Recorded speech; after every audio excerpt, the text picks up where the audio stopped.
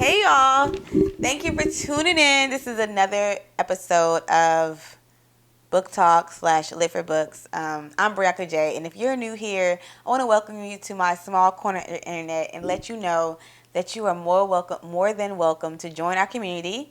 Very simple, just like, comment, or subscribe, and you are a part of the gang. Promise you that. Um, it also really just helps me. A literary community, as you guys know, is so niche. It's not very many of us book nerds left. And so what we got to do is really encourage each other to continue to make videos that let us know that we are still here and kicking and our knees are still working. So if you really like literature or you're studying literature and these videos help you out, please subscribe. Also, make sure you dig into my description box down below. It is chock full of really good stuff, including like access to my ebooks and children's books, as well as links to help you get started on your online presence. If you didn't know, I am a web designer. I specifically work with small business owners to help them create a lasting online image. So if that is something you need or someone around you needs, please refer me in your, if you think to refer me. Without further ado, let's talk about Walt Whitman's Leaves of Grass. So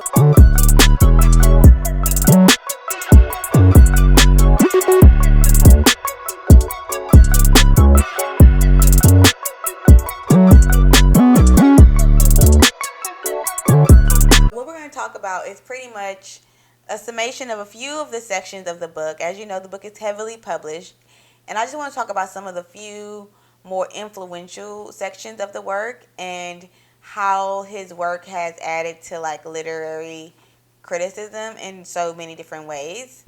And so we're going to talk off with Walt Whitman's Song of Myself.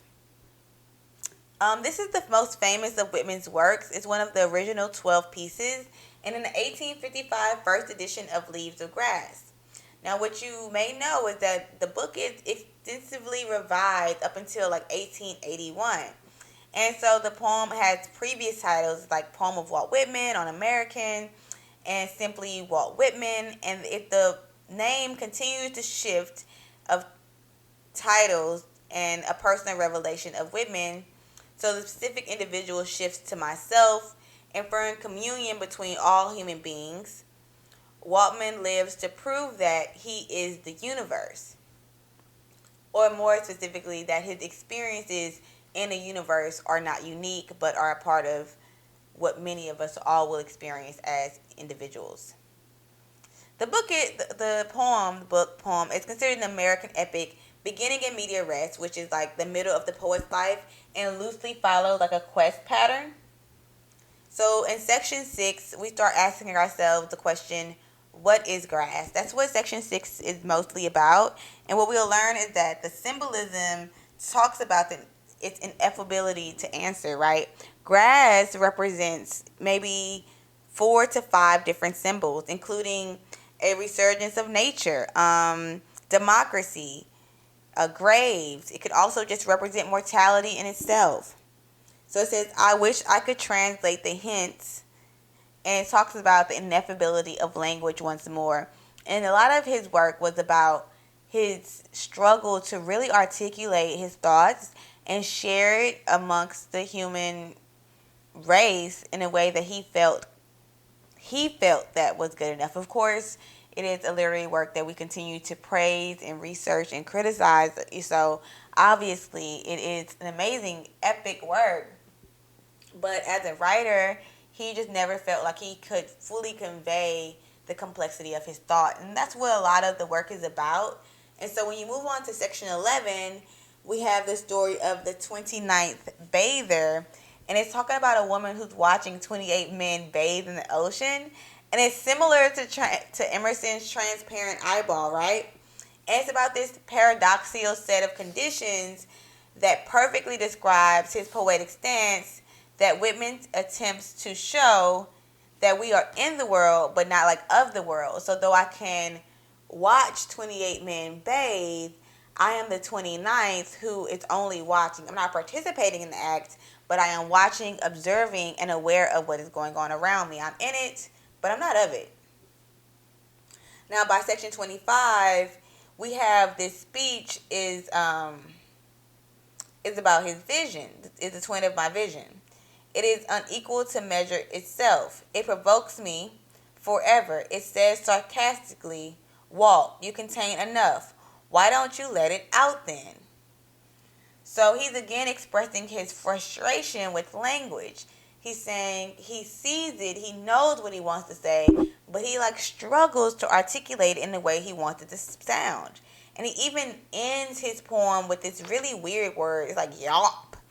And it's like a sound used to end the poem, but it lacks any of the communication properties of language.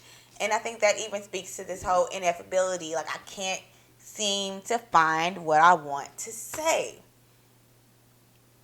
By section 50, we're in like Leaves of Myself, which is Whitman's Egypt, right? And Clarence Gold's Duke of somebody, I don't know, concerned with mystical intuition. The soul sight, which for Whitman is not center for the mind, what he says about this unifying intuition, or rather hints about it, in the section confirms very well with the ineffability of the poetic quality considered to be the characteristics of mysticism. Now, overall, the work is an American epic. It's a hero's quest, and it argues that due to the prefaces in early manuscripts, the third part of the book is part plot for Song of Myself, a structure of union, disunion, and reunion, anticipating the trajectory of American destiny in the era of Civil War.